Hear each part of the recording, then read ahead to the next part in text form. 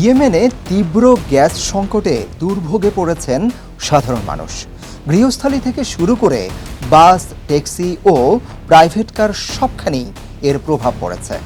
গ্যাসের জন্য ভোর থেকে দীর্ঘ লাইনে দাঁড়াতে হচ্ছে মানুষজনকে।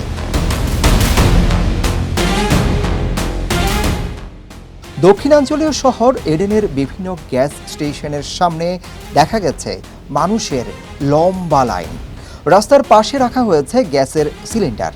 একই সঙ্গে অপেক্ষায় আছে বাস, ট্যাক্সি ও প্রাইভেট কার। এর মধ্যে আবার বন্ধ অনেক গ্যাস স্টেশন। একজন স্থানীয় বাসিন্দা জানান, গ্যাসের জন্য ভোর 4টা থেকে লাইনে দাঁড়িয়ে আছি।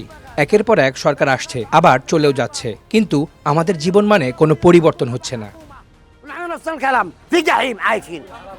গ্যাসের দাম বাড়ানোর জন্য কৃত্রিমভাবে সংকট তৈরি করা হচ্ছে বলেও অনেকে অভিযোগ করছেন। তাদের দাবি, একটি সিলিন্ডারের দাম 9,000 রিয়াল থেকে বেড়ে এখন 16,000 রিয়ালে পৌঁছেছে। তবে ইয়েমেন গ্যাস কোম্পানি বলছে, নিয়মিত রক্ষণাবেক্ষণ কাজের কারণে গ্যাস উৎপাদন কমেছে। রক্ষণাবেক্ষণের কাজ প্রায় শেষের দিকে। এখন ধীরে ধীরে স্বাভাবিক হয়ে যাবে সরবরাহ। Desk report, hello Bangladesh.